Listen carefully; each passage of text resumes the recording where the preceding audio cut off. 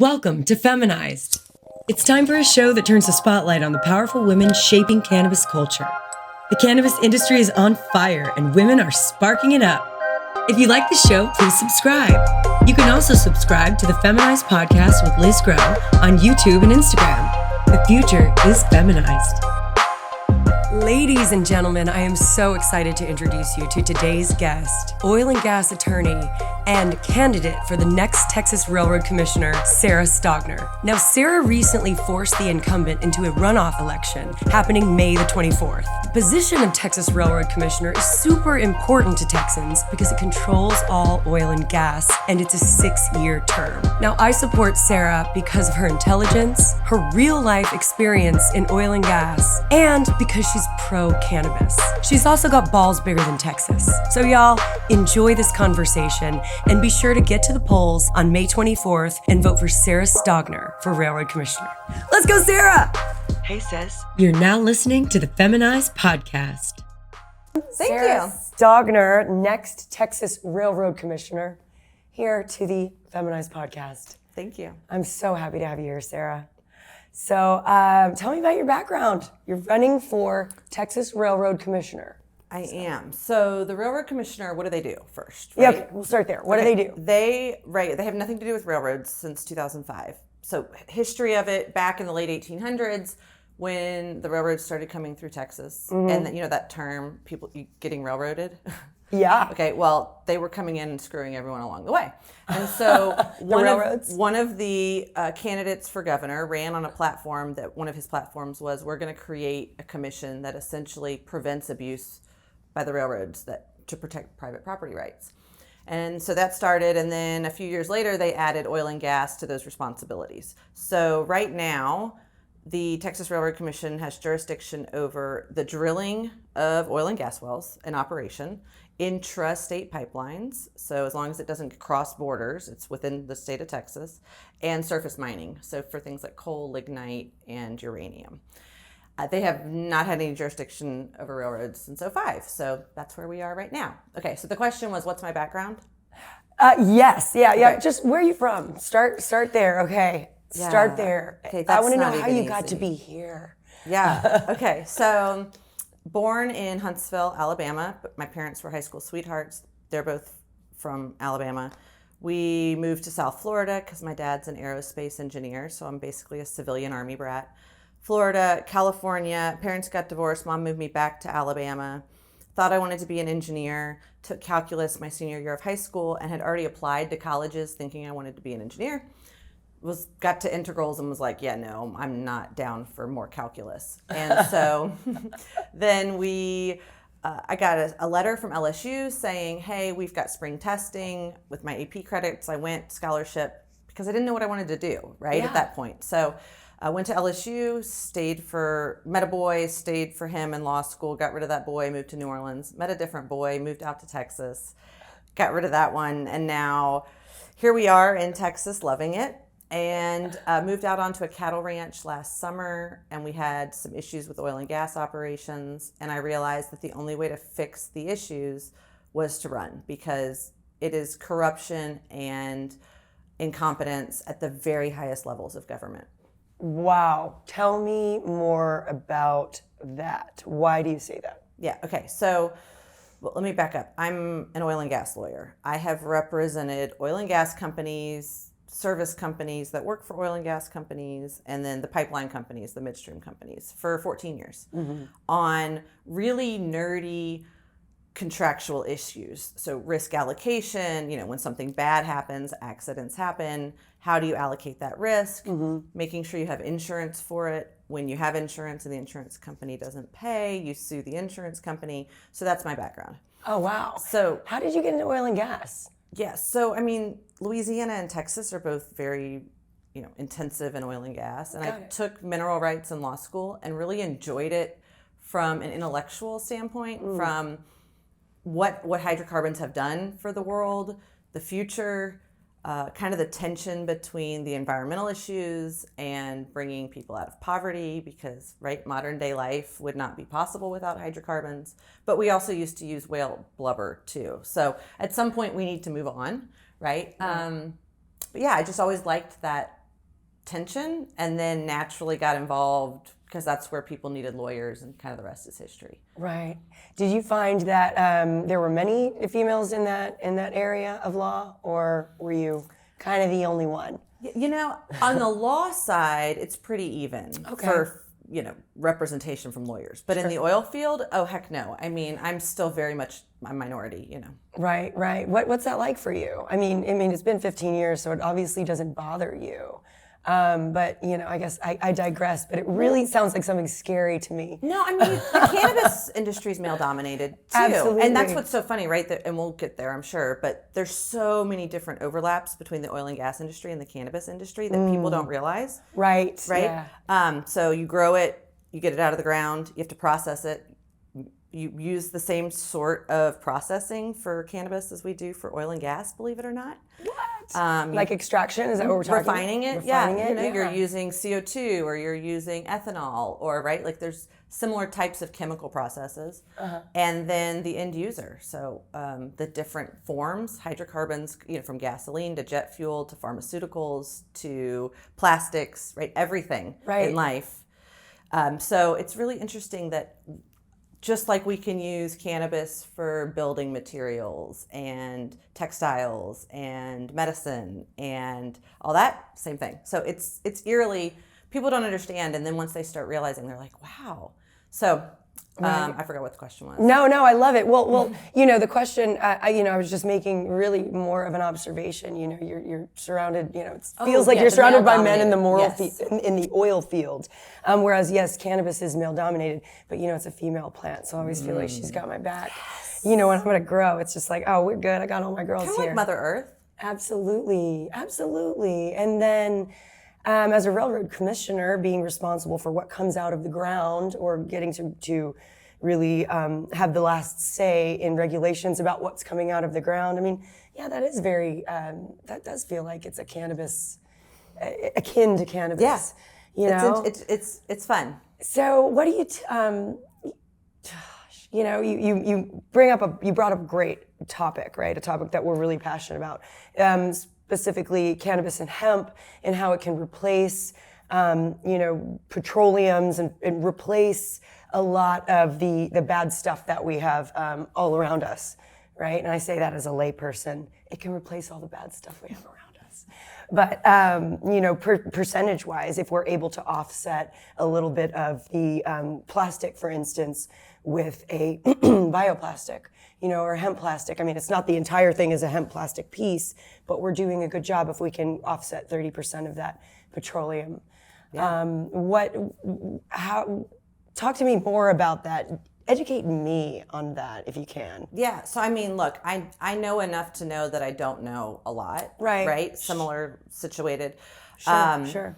But from my perspective, where we are is that there's, and I don't know a nice way to put it, but right, for the past 100 years, the oil and gas industry has known how important it is. Right? That they understand modern day life, and they understand the realities of turning the lights on, and right now we're paying $5 a gallon for gas, right? So they also have no incentive to adopt other alternatives because they like people being dependent on them. Right. Okay. Yeah. But so we've got solar, we've got wind, right? We've got alternatives, but neither of those are, and I keep saying this, there's no such thing as green energy, right? Like energy costs, it has impacts. And so with wind, you've got a fiberglass in the turbines. Where do those turbines go? You've got a lot of concrete to have a base for those things. And then you've got trucks going around to check on them and to lubricate them. They take oils. And then solar panels. We've got glass panels made in China with slave labor, and we need heavy metals, and batteries take up a lot of rare earth minerals, and right, there's all these things. And so I think as we move forward, I'm hopeful that we're not even scratching the surface yet of what we're capable of. And so we know that hemp can create, like I said, hempcrete, and right, we've got all these things that different cannabis attributes can help supplement and evolve. And so I think maybe if we're looking at 100, 1,000 years, 300 years ago, we were using whale blubber and we had no steam generation, right? Like the way we've just exponentially increased the quality of life, and that we're continuing to across the world. But people are still cooking with dung and burning wood. And right, so we've got this huge dichotomy of where we are, where the rest of the world is, and where those opportunities are. Right. And the reason I decided to run is because I moved out onto a cattle ranch last summer. We have contaminated groundwater. An old well came unplugged. I thought it was a Chevron well. Chevron responded, and I thought, oh, good, Chevron is a super major company. They'll step up, they'll do the right thing. They've got enough money that it's not a big deal. And instead, they went to the regulators, they complained, and the regulators said to the landowner, you're not allowed to contact us. Your attorney needs to contact our attorney. So if you're a criminal in the state of Texas, the state lawyer's up against you. Or if you're a landowner complaining about oil and gas in the state of Texas, the state of Texas lawyer's up against you. Wow. Right? Wow. And so here we are again. Yeah. We've got the state's bullying us on cannabis, and the state's bullying us as landowners complaining about oil. And so I just realized somebody's got to get in there and fix that. And Absolutely. I'm probably the only one stupid enough to take a pay cut and move to Austin for 6 years that actually has the qualifications and experience to understand what's happening, what needs to happen, and to be able to bring some common sense into the position and say, okay, guys, this isn't political. Like, we can't politicize oil and gas. We shouldn't be. It should be. This is a Texan issue. Yes. This isn't a red or blue issue. This is a Texan issue. Exactly.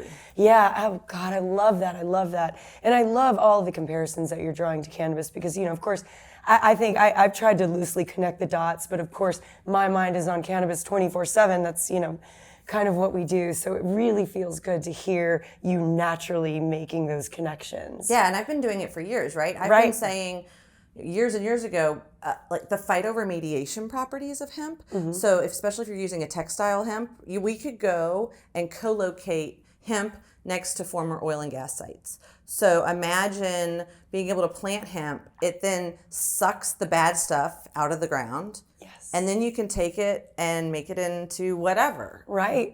Right. Building materials, Right. textiles. Obviously, you don't want to nothing consume that it. Yeah. But why not? Or even just, what do they call, biomass? Then you can use it for energy. Right? Absolutely. We could be taking but oh my gosh, you start talking about that. And it's so funny because the oil and gas industry is so much in very many ways still a good old boys, frat boy type club.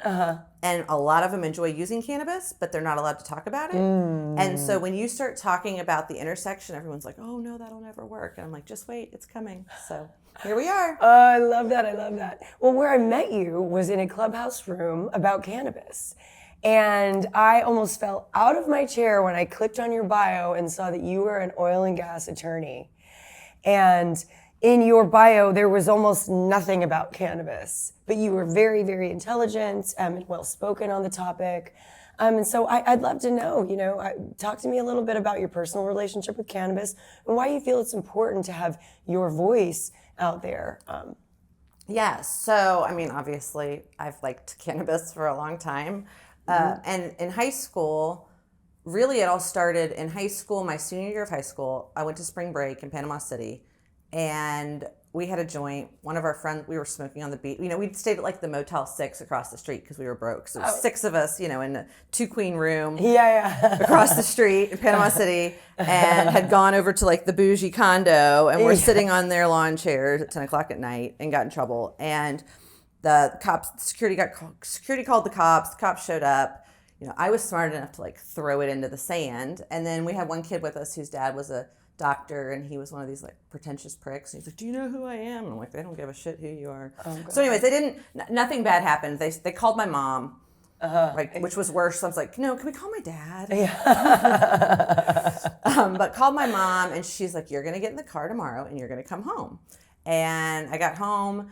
And that was my senior year. And at the end of that year, she told me, she was like, "You're no longer welcome in my home. You're making these decisions that I disagree with."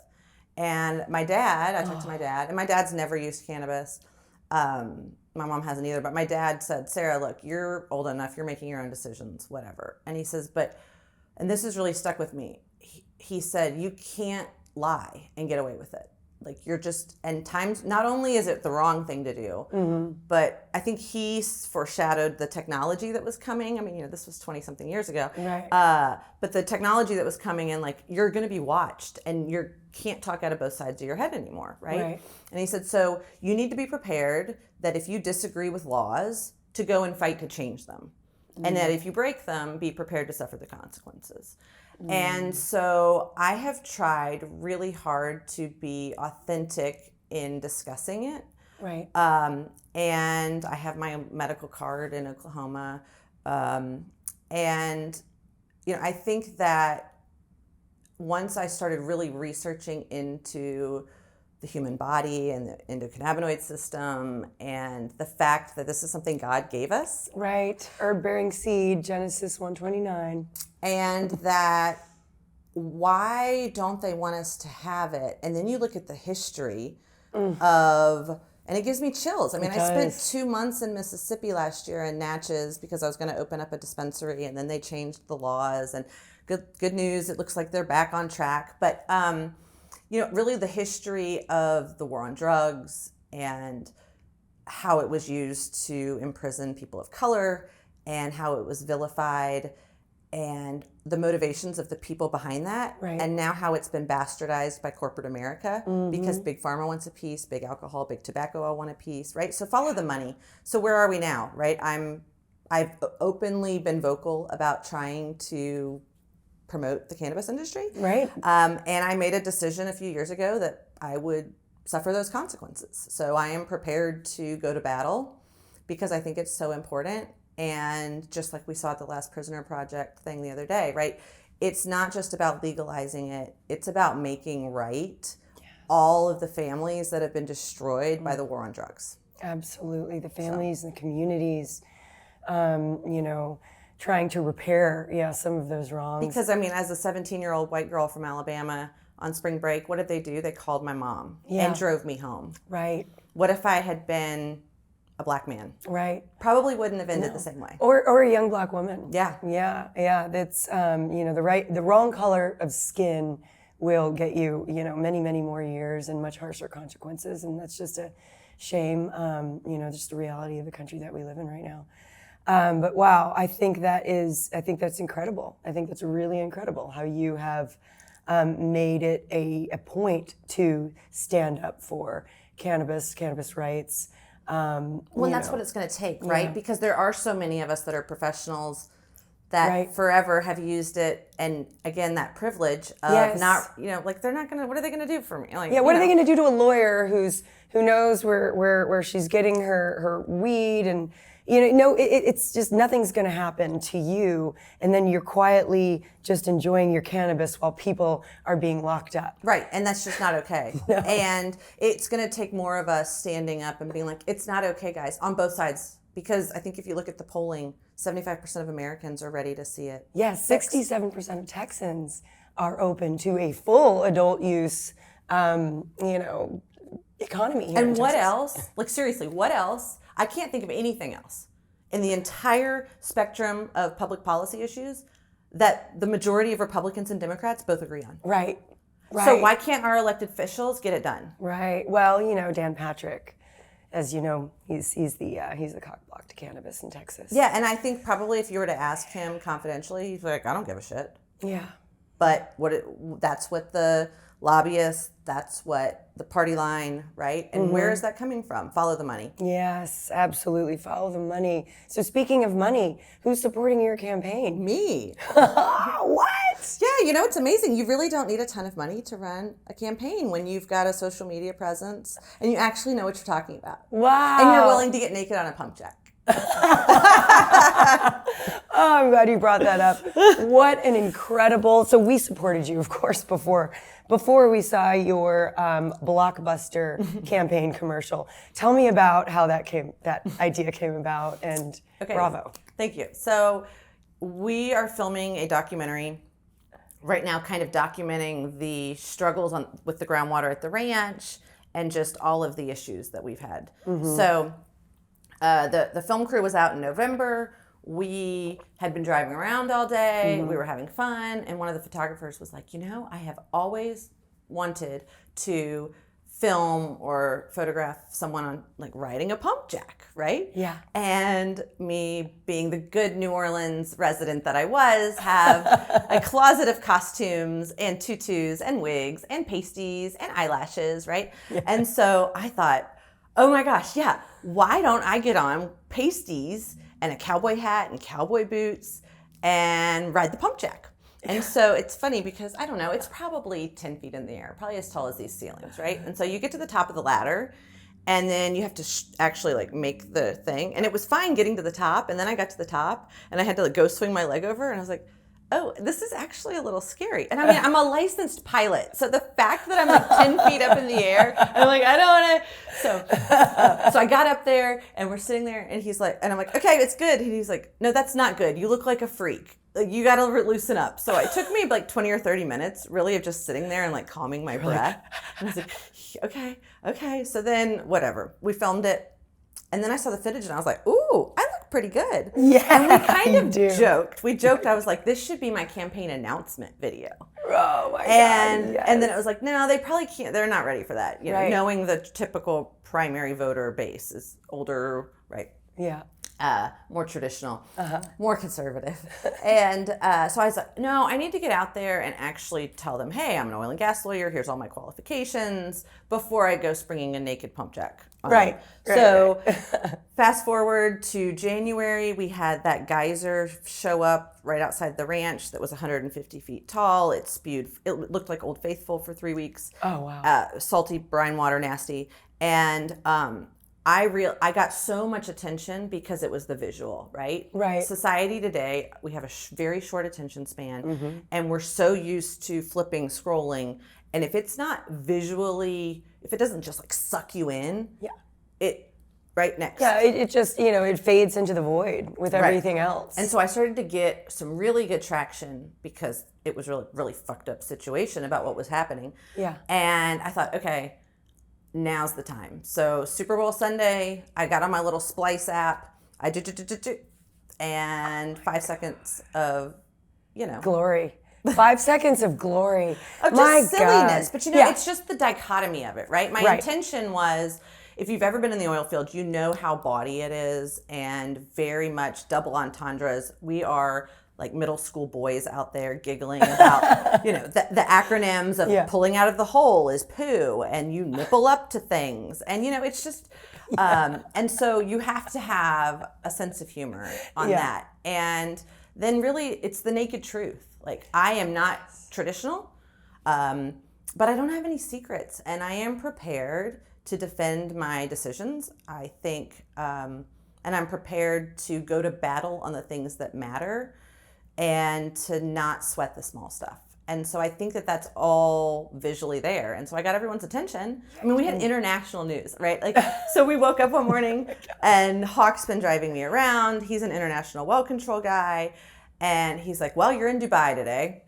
And then, 2 days later, it's like, well, you're in France. And now you're in Brazil. And so it got international attention, and it's like, great. Now let's talk about the issues. Yes. We produce 15 to 20 million barrels of produced water a day. It has to go somewhere. Where is it going? We're injecting it. It's causing earthquakes, right? We've got all these things that we have to talk about. Right. And I feel like we're at a point now where big tobacco, asbestos, right? They had years and years of buildup of issues. And then it all came to light, and it drastically changed the way big tobacco was, right? Yeah. Then it drastically changed. We basically got rid of asbestos. Yeah. But we can't get rid of hydrocarbons. Right. So we are at a breaking point where we have issues. We are also under attack. I mean, Joe Biden said 2 years ago, no new drilling. We are going to end drilling.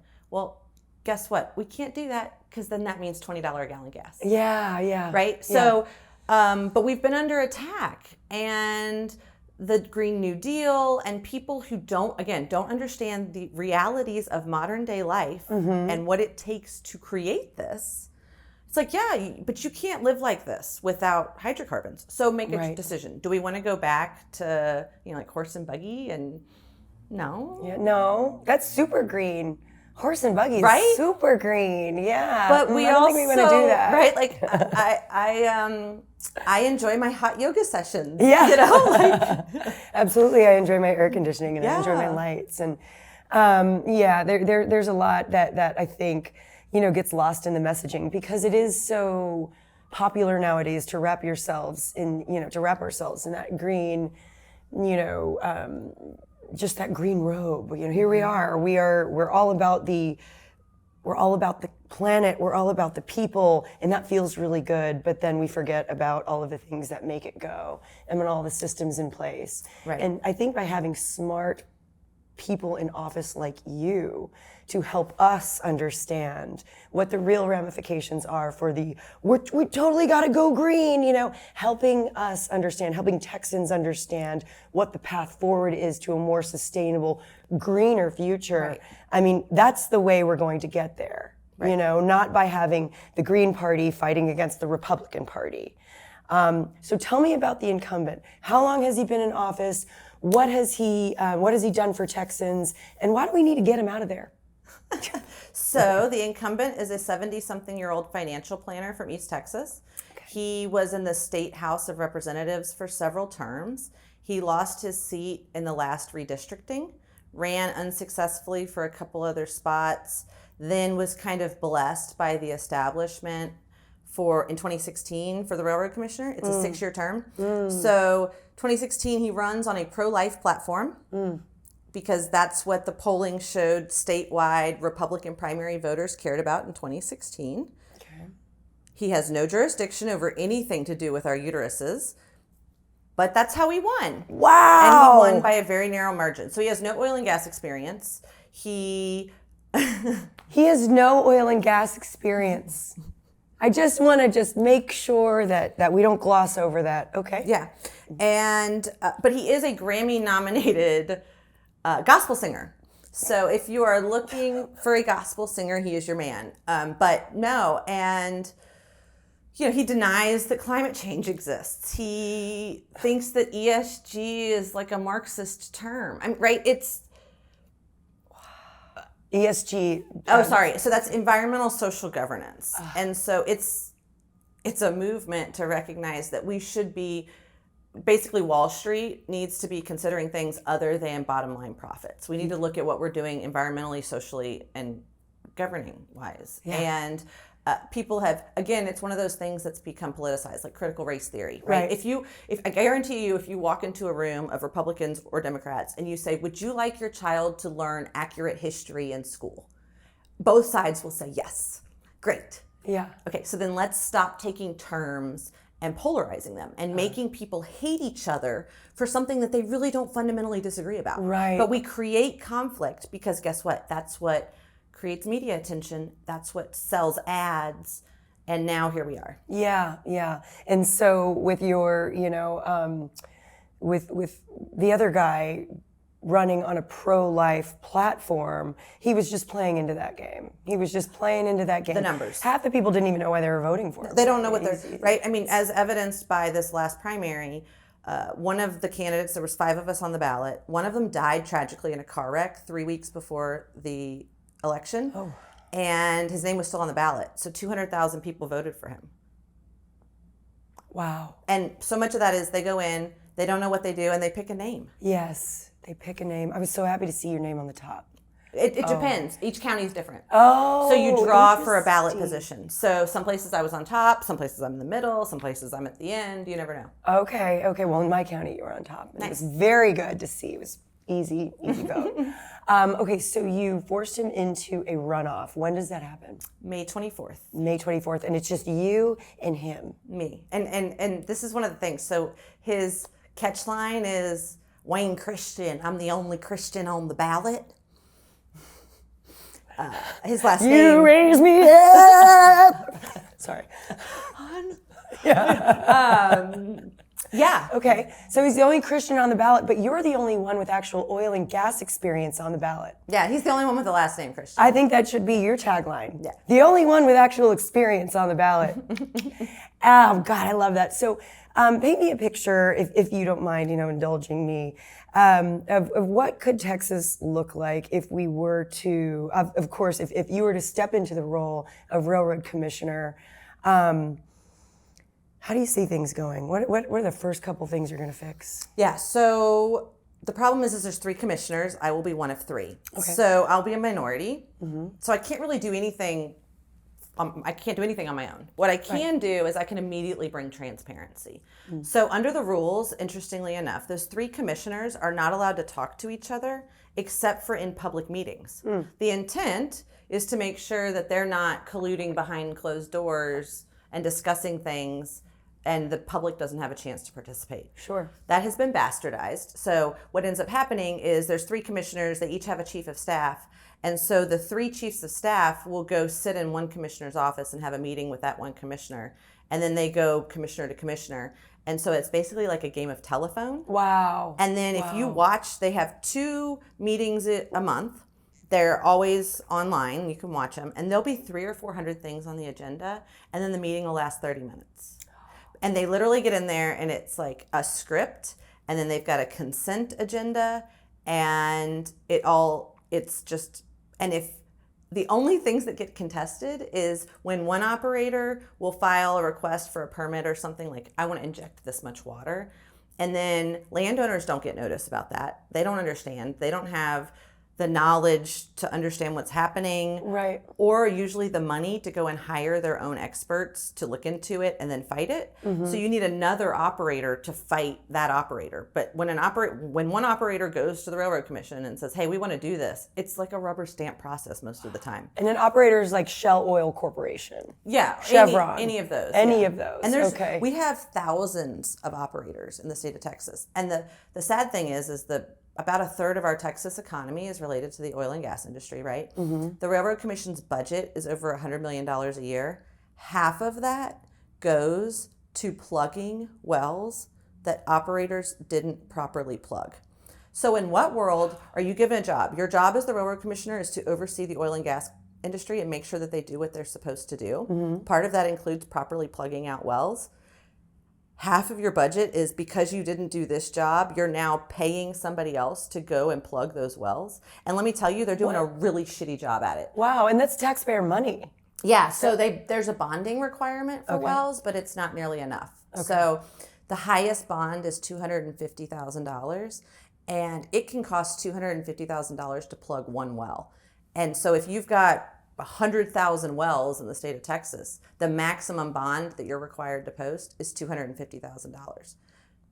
So that's not nearly enough. That's one well. Mm-mm. That's one well. We've got 99, and so we have to figure out a solution for those other wells, and that's where the money, the outlay of money goes. Right. Okay, so you're going to add more transparency. Transparency, absolutely. Great. And then I hope to do things like, for example, if you get audited by the IRS, there is a taxpayer liaison that kind of helps walk you through that process. So they are employed by the IRS, but their job is to talk to you as the taxpayer and say, hey, here's what's going to happen. They help you understand the rules and help guide you through that process. I would love to set something up like that for the Railroad Commission, for landowners, for people other than the oil and gas companies, so that they can be participating in the process. But we've got to get the information to all stakeholders, and everyone who has an interest needs to be part of the discussion and the decision-making process. So if it's your land and there's decisions impacting your land, you should be involved. I think so. Right? I think so. And then I want to also really create a safe space for sharing of information, because unfortunately what has happened over the years is everyone is afraid of being sued. Mm. And so there is a silo of information. So when bad things happen, what we should be doing is figuring out what happened, why it happened, and then how do we avoid it? And let's share information and let's fix it. Right. But instead what's happened is something bad happens and there is like a cutoff of communication. Everyone lawyers up, everything is cloaked under privilege, then people sue. And then the same shit keeps happening because they're not fixing it, because no one wants to admit or talk about what the problems are. And so, and when you have issues subsurface below a well, right, we need to be sharing information. Like if this operator over here had these issues, then let's learn from that so that this operator, if this one contaminated the groundwater, let's learn from that and not contaminate the groundwater over here. Right, right. Let's improve the systems that we have in place. Because it's just fascinating to me. I love having a pro-cannabis candidate in this position because it seems like such an opposite. I mean, it just seems like the antithesis of oil and gas. But it feels a lot like what you're telling me feels a lot like how the cannabis industry is operating and working to operate, sharing information, what works here might not work here, to grow, the industry and make it stronger and exactly. And I've been powerful. saying I want to use all of our lessons learned in the oil and gas industry from a risk allocation standpoint of, right? Example. Let's say you've got a grow and you've got 10 different cultivars that you're growing and you've got 10 different investors. Maybe each investor wants their one cultivar, or maybe each investor wants 10% of each of the cultivars. And then say you come out with a new one and you're like, hey, we're going to grow a new room of this 11th. Do you want in? Like, do you want to participate? Here's, right? And that's called like a joint operating agreement in oil and gas. That's what we do with oil wells. So, hey, you guys all own an interest in this lease. We're going to drill a new well. You in or you out? Kind of thing. Right. And then when everyone wins, everyone wins. Yes. And then but things change and you can allocate risk. You could have essentially people that want to be able to invest in cannabis, but don't have the wherewithal of actually wanting to be able to grow it. They don't want to operate it. Right. They could be a non-operating working interest owner, which is what we call people that have an interest in wells, but they're not actually out there day to day. They just send money and they get money, right? Like these are insurance, people getting hurt, property getting damaged, crops getting lost, original seeds, insuring those, right? Like there's all these things that we could learn from. We don't have to make the same mistakes, but it takes people getting involved and talking about it, and they're like, oh yeah, I see. So yeah, it's just really injecting that common sense and what we've learned over the past decade to 15 years as cannabis is becoming online. We've been learning so much about oil and gas, but it sounds like we're not sharing that knowledge, and we're not learning from it and improving upon it. We're just kind of doing the same old. Sarah, give me an idea of how big the oil and gas industry is in Texas, and as a result, for the globe. If Texas was its own nation, we would be the 4th largest oil and gas producing nation in the world. Wow. 1/3 of our economy is related to the oil and gas. That's incredible. And, right, I mean, with this Russian-Ukraine thing, I think what we've seen is it's vital for national defense. And we can help prevent inflation. We can help, right? Oh, yes. But again, you have to understand what actually happens. And so in Texas, for example, the sweet crude that we produce, like West Texas Intermediate in West Texas, there's different, it's called gravities. And so there's different colors and ranks and types of crude.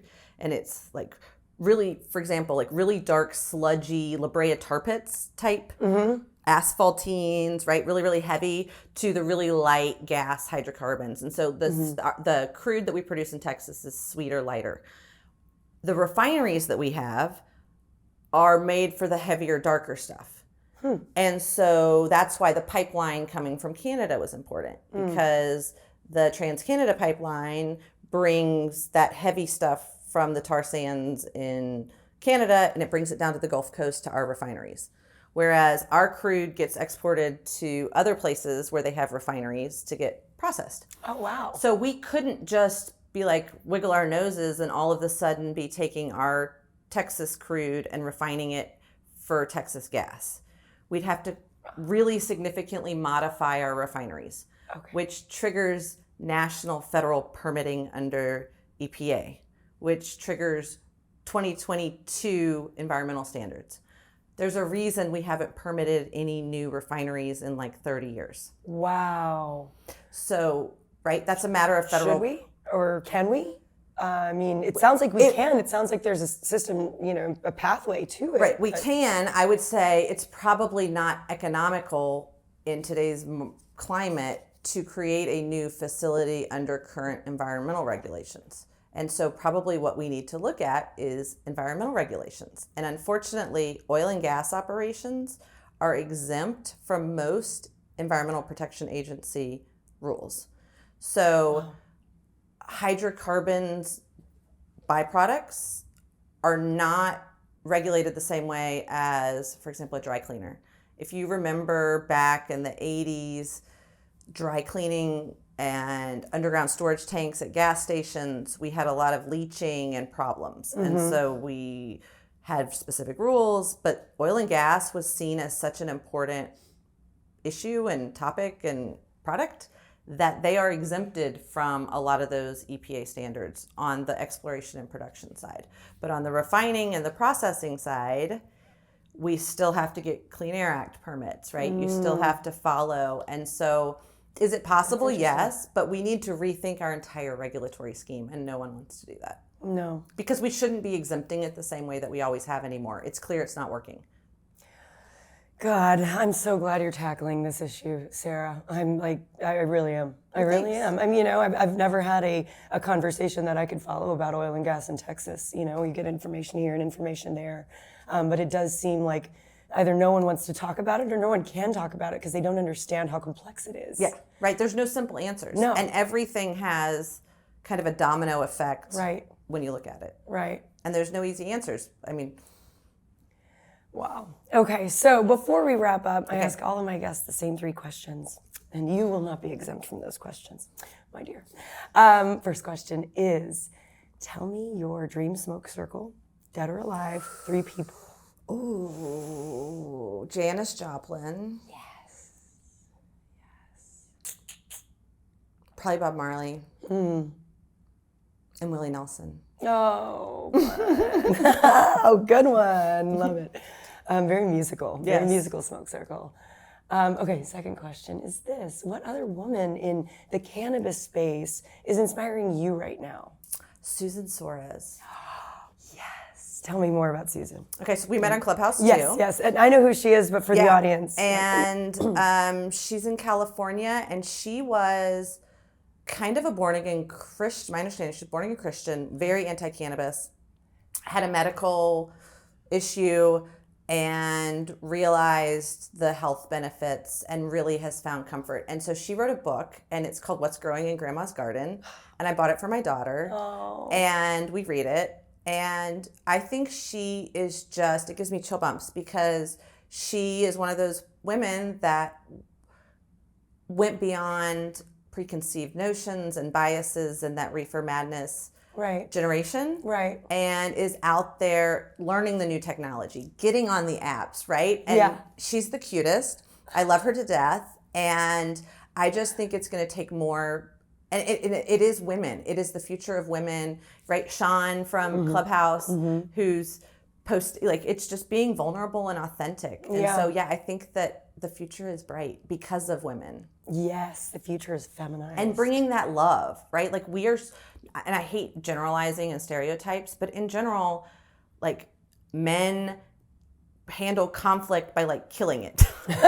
Right. Stomping it out, keeping on going. Eliminate it. And women, I feel like we evolutionarily didn't have that physical capacity, right? Like we're just, can't kill you, so we're gonna have to figure it out. And I feel like also because we bring life into the world, we're a little bit more like nurturing that. Right. And I think we just need more love. Yeah. And like more female influence across of that energy, like just that feminine, vibrant, loving energy. Absolutely. Oh, I love that. Okay, so last question. What advice would you give to 13-year-old Sarah Stogner? Oh, yeah. One, you are enough, just as you are. And you are never going to fit in, and that is okay. Like, just embrace that and be you. And that's not just for me, that's anybody. Right? And that I was always the nerd. I always sat in the front of the class. I was always asking questions. And people would say, oh, you don't understand or you don't get it. And the first few years of my life, I would listen to that because we're taught, right, people, teachers, et cetera, authority, that they know. Right. But they don't. And now that I'm a mom and a lawyer, and like, oh shit, I don't know, like, there's no instruction manual at this, but we'll figure it out. Yeah. Right. And so I think it's just continue to ask the questions, continue to follow your curiosities, and you'll like make a positive change in the world. Absolutely. That's great advice. Yeah, for 13, 31, 81. Great advice. Great advice. Well, Sarah, you inspire me. Aw, thanks. You inspire too. me. And when I saw your campaign, your Blockbuster campaign video, you inspired me even more. Oh, thanks. Because I know you've also probably faced a little backlash from that, because it was a shocking video. It got people's attention, and the way that you've handled yourself. I've seen some of the way that you've replied to negative comments in such a classy, diplomatic, understanding, and loving way, that you are the future. You are the future of this state. And yeah, you got me. I got your back, girl. I got your back. Appreciate it. And so May 24th is the date? May 24th. Please get out and vote. Every vote counts. Look, and no one wants to show up. No one shows up in primary runoffs. It's like the least attended voting, right? So literally every vote counts. And if we've got 20 million people in Texas, like if we can get 2 million people to show up, we win. Yes. So, and it's just you and 10 of your friends. And if everyone that's listening can get 10 of their friends to show up, like we win. That's it. We win. We win, and we will have Sarah Stogner as our railroad commissioner, a new face, somebody who is accessible, somebody who's transparent, somebody who looks like us. And when I say us, I mean Texas. Okay, but not 70 years old, not 80 years old, but has a lot of life left and can make a huge impact in this state. And so I'm excited. I'm excited to see what happens. Yeah, and even though I won't have any jurisdiction over cannabis, I'm going to be talking to lawmakers. I'm already talking to lawmakers about the issues, and it's what we need more people who are willing to talk about it, to destigmatize it. And that's the future. And then write your elected officials. Normal has great like those scripts. Oh gosh, I cut and paste all the time. Right? Yeah. And just add a little bit at the front of some individualism so that they don't, but we have to start, and every voice matters. And you think, oh, what's my one letter going to do? Well, if everyone thinks that, no letters get sent. Right. So it is important. Right, and it is important to have people in positions of power who believe the same that we believe, even though you may not have any jurisdiction over Texas. You're going to be making a lot of friends and be wielding a lot of influence, and for people to know that you are pro-cannabis for Texas, I think that'll change a lot of hearts and minds. So, man, we're fighting for you, sister. Thanks. We are. Yay! Thank you for coming. Thanks. If you'd like more, subscribe to the Feminized Podcast on YouTube. Follow at Feminized with Liz Grow on Instagram. Special thanks to our sponsors Moose Labs and Richard's Rainwater. The Feminized Podcast is a Grow House Media production, created by Liz Grow, produced by Patrick Pope and Tanis Ray, with original theme music and audio mixing by Q at Q to King Productions in New Braunfels, Texas.